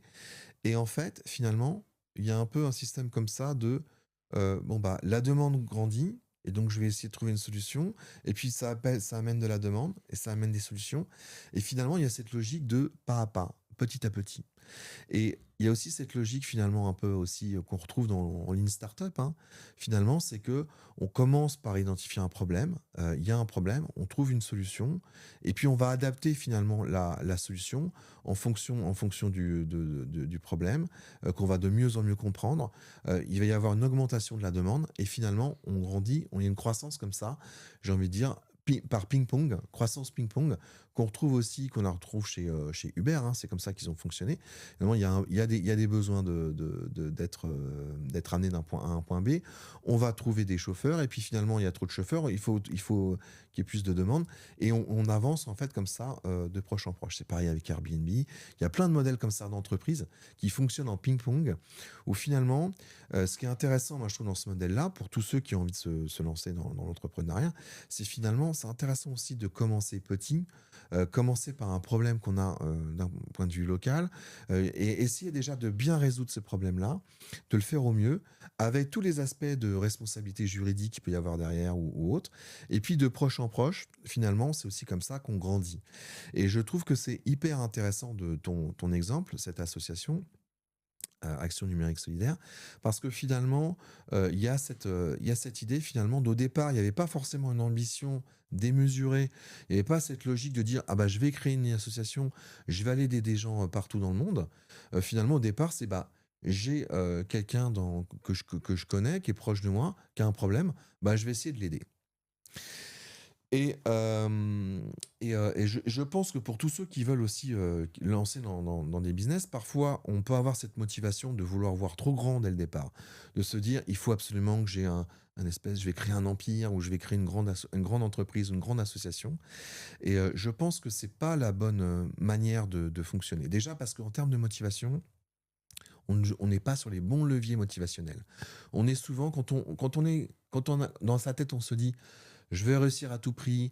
Mon objectif, c'est de gagner beaucoup d'argent, je veux être le numéro un, etc., etc. C'est pas forcément la bonne source de motivation. Ce qui va être beaucoup plus efficace finalement, ce qui va être beaucoup plus intéressant, beaucoup plus pérenne, c'est de partir de finalement quel est notre moteur intrinsèque. Qu'est-ce qui fait que nous on se lève le matin? Qu'est-ce qui fait finalement que on va trouver les ressources en soi pour faire l'activité en soi. Et ce qui est intéressant, moi, ce que j'aimerais te poser comme question, Régis, c'est finalement, euh, qu'est-ce qui fait que tu as cette énergie pour cette association? Qu'est-ce qui fait que tu te lèves le matin, un samedi matin, pour travailler au sein de cette association? Quels sont tes leviers motivationnels? Qu'est-ce qui te motive hein, finalement dans cette association?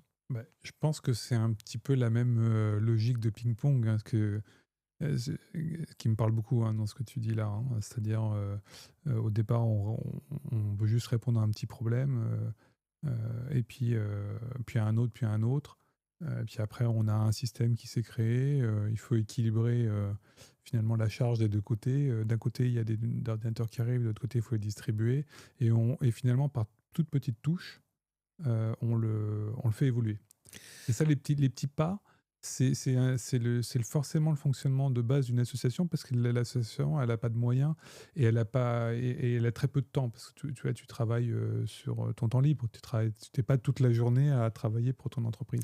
Alors là, ce qui est intéressant, moi, ce que j'ai repéré dans ton discours, tu as employé le terme il faut. Et ça, en termes de coaching, ce qui est intéressant, le il faut, ça correspond à des motivations secondaires, des motivations finalement qui sont dépendantes des résultats. Donc finalement, ce que tu me décris là dans cet engrenage que tu as pu voir, finalement, ce qui t'a aussi motivé, c'est le fait d'avoir des résultats positifs. Et donc, est-ce que finalement, le fait d'avoir des résultats positifs dans ton association, c'est quelque chose qui t'a motivé? Alors, ouais, après, la motivation, c'est un sujet complexe, hein, parce que moi, je le vois justement, parce que c'est essentiel par rapport aux bénévoles, c'est-à-dire qu'est-ce qui fait qu'ils vont venir ou pas, comment les motiver, etc. Donc ça, c'est un vrai sujet. Et ma propre motivation, évidemment, je me suis interrogé dessus. Alors, il y a un contexte aussi personnel, hein, je pense, qui fait que moi, avant de faire ça, euh, avant le Covid, hein, moi, je cherchais une association pour m'engager dedans. Donc, par le passé, j'avais déjà, tu vois, fait des collectes pour les Restos du Cœur, je m'étais déjà engagé dans des associations, fait des choses comme ça, parce que moi, la solidarité, tu vois, pour moi, c'est une valeur assez importante et une valeur forte. Donc, j'avais recherché aussi, donc, peu avant, des associations, mais je sais pas, là, je trouvais pas le sujet qui me plaisait. Et en fait, quand est arrivé le Covid et qu'il y a eu cette question de la fracture numérique qui d'un seul coup, paf, s'est imposée au monde entier, et qu'il y a eu voilà, ces premiers élèves là, il y avait une opportunité de les aider. Et je me suis dit, ah ben, alors, non prémédité encore une fois au départ, mais quand on est arrivé à l'idée de créer l'association, je me suis dit, bah, finalement, là, c'est à la fois la solidarité qui est quand même qui est quand même une valeur forte pour moi, quelque chose que je recherchais avant. Et puis en même temps, il y a euh, c'est de l'informatique, donc c'est un sujet qui me plaît, quoi, sur lequel je vais pouvoir vraiment me faire plaisir aussi. Et donc ça c'est le point de départ. Puis après, comme tu le dis à juste titre, c'est le succès, c'est-à-dire quand tu es face à des bénéficiaires qui te remercient en pleurant parfois, quand tu es face à des bénéficiaires, tu vois, même en Afrique, qui déplacent des personnalités et qui organisent une grande cérémonie, une grande fête en ton honneur, pour te remercier. Quand tu as toute cette gratitude qui arrive, forcément, ça te nourrit et ça te fait repartir pour un tour. Je vais faire une pause là-dessus, c'est extrêmement intéressant parce que ça illustre totalement en fait la structure motivationnelle d'un individu.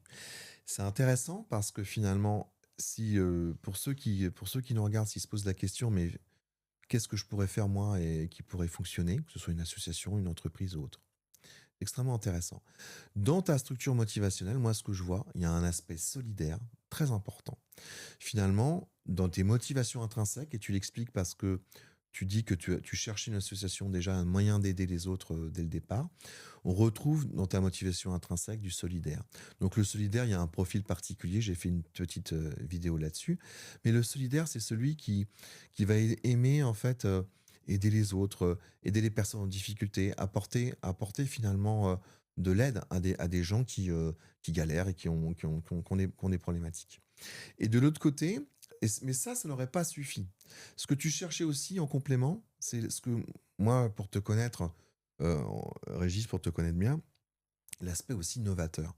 L'aspect novateur, c'est celui qui aime trouver des solutions, qui va aimer la logique, qui va aimer décortiquer un système complexe et trouver des solutions.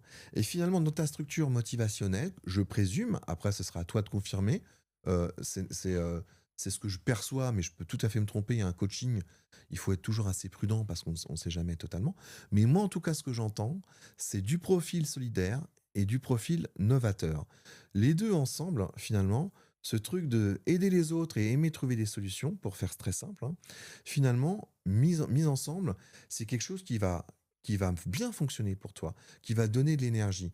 Et qu'est-ce que ça signifie? Ça signifie que pourquoi primaire, pourquoi intrinsèque, pourquoi ces motivations? Déjà, on va les retrouver dans tes valeurs, les valeurs de solidarité. Et on va aussi, finalement, c'est quelque chose qui va t'aider à surmonter les obstacles et les difficultés. C'est-à-dire qu'en cas de problème, en cas de difficulté, le fait d'être dans une activité que tu aimes faire en soi, finalement, on va se dire, eh ben, c'est pas grave, on va trouver une solution.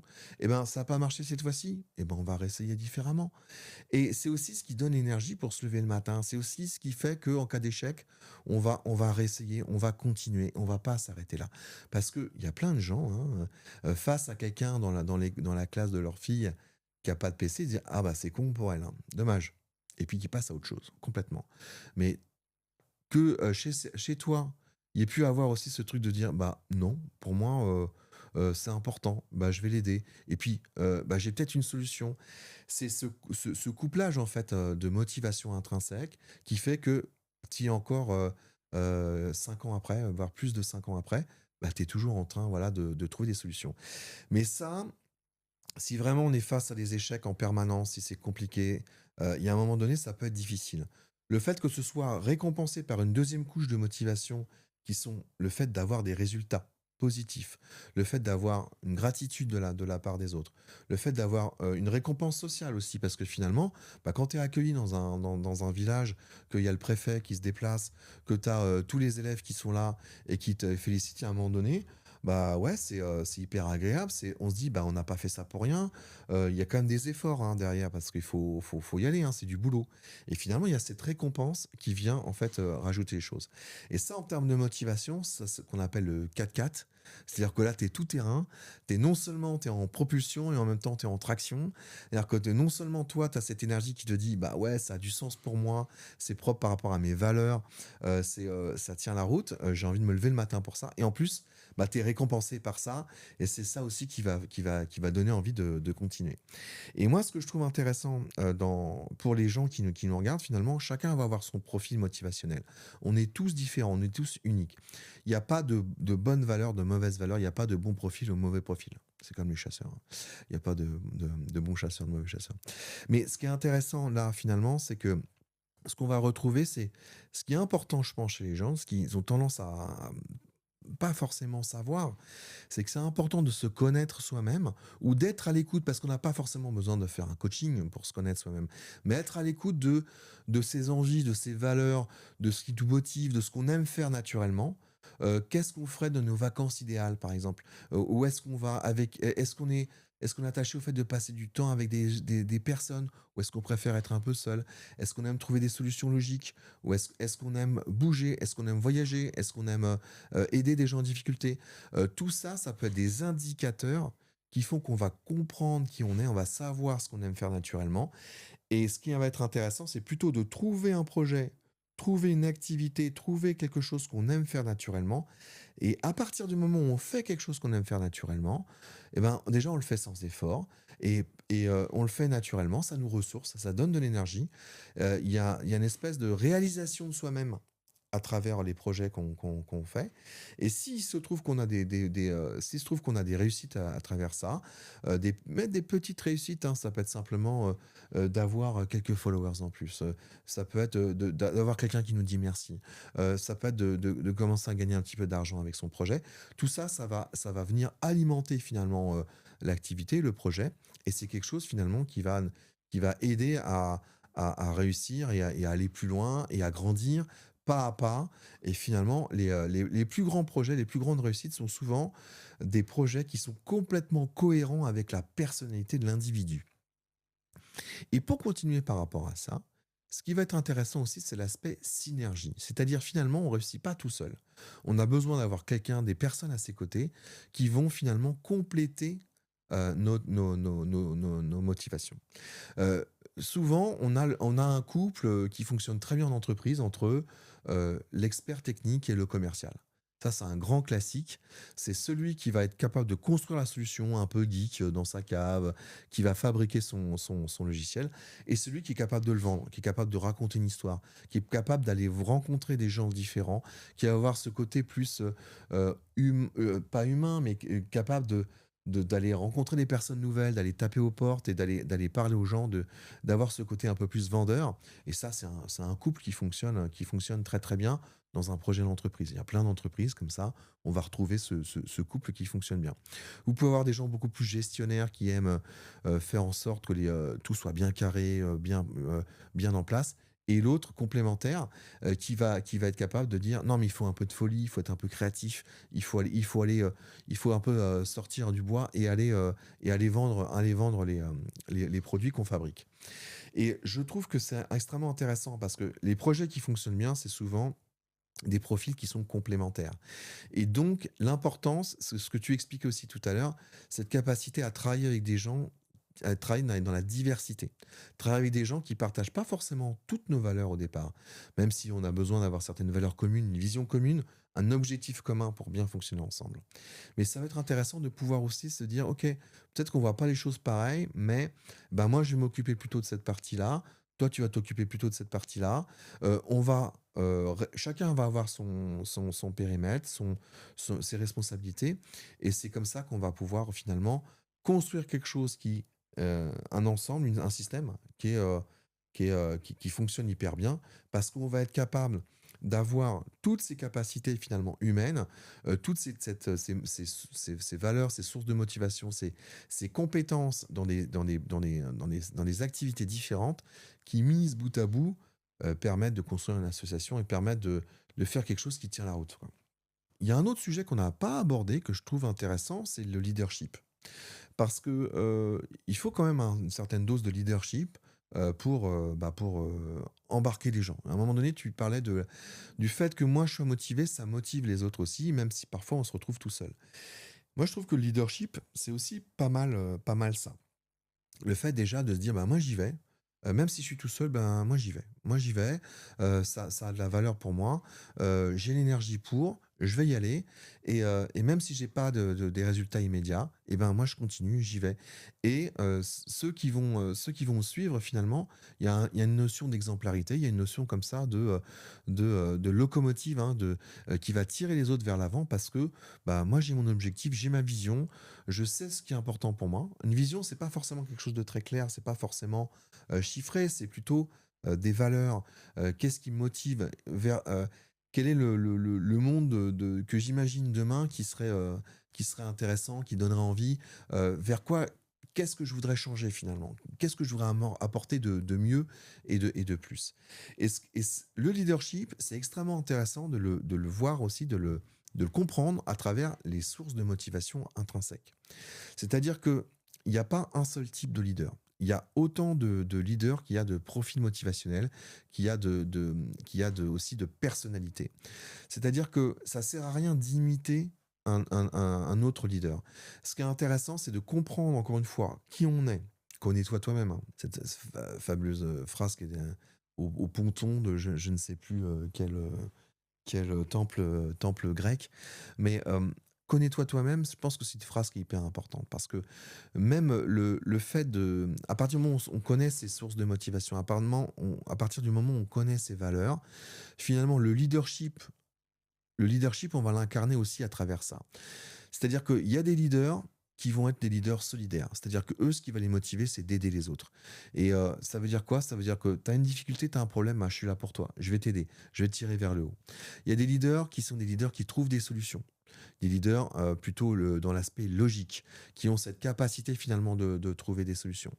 Il va y avoir des leaders qui sont des gens qui bougent, qui font bouger les choses, qui vont être tout le temps en train de partir à droite à gauche, d'aller chercher des gens et qui vont avoir cette énergie qui embarque les autres. Il va y avoir des leaders qui aiment les défis. Il va y avoir des leaders qui aiment la compétition, pour qui c'est quelque chose qui va être extrêmement motivant. Ils vont avoir un style de leadership. Et je pense que c'est quelque chose qui est important au niveau du leadership. Il y a différents types de leadership.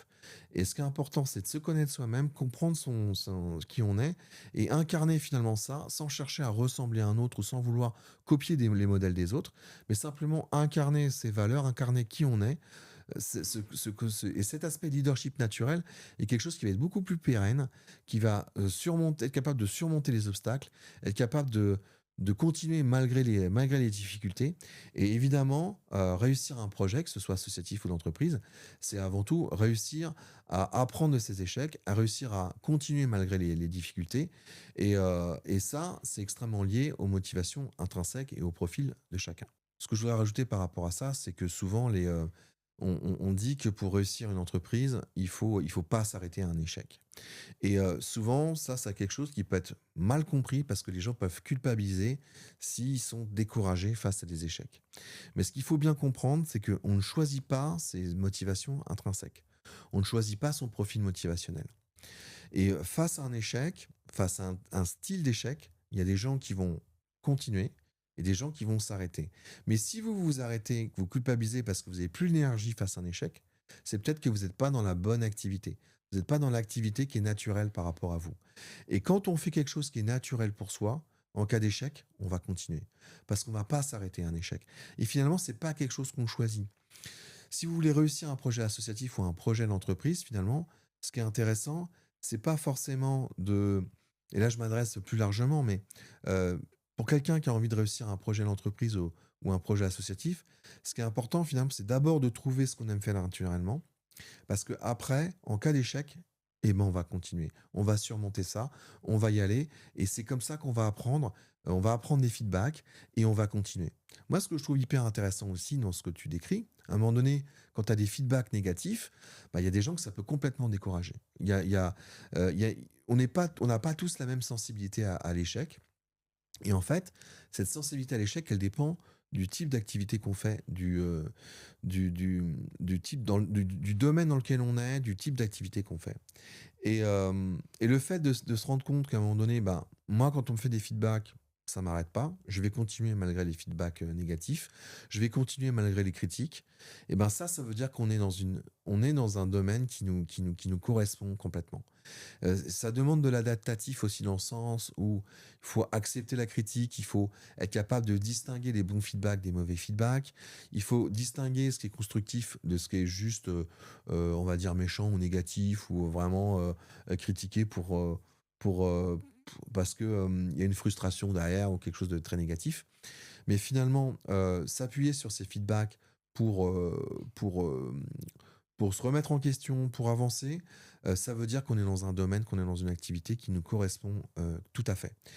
Et je pense que la réussite de ton association dépend aussi beaucoup du fait que tu es dans une activité qui te correspond complètement. Et finalement, tu as retrouvé une activité, une association qui correspond à tes motivations intrinsèques et à tes valeurs. Et je pense que c'est ça qui peut être intéressant, en fait, finalement, pour les autres, pour les gens qui nous regardent. C'est finalement comprendre que ça sert à rien d'imiter quelqu'un d'autre. Il vaut mieux se connaître soi-même, travailler sur ses forces, travailler sur ce qu'on aime faire naturellement. Et c'est à partir de ça qu'on trouve l'énergie pour surmonter les obstacles, surmonter les difficultés et continuer à apprendre, à avancer. Parce que finalement, une réussite, ça se fait pas à pas, petit à petit.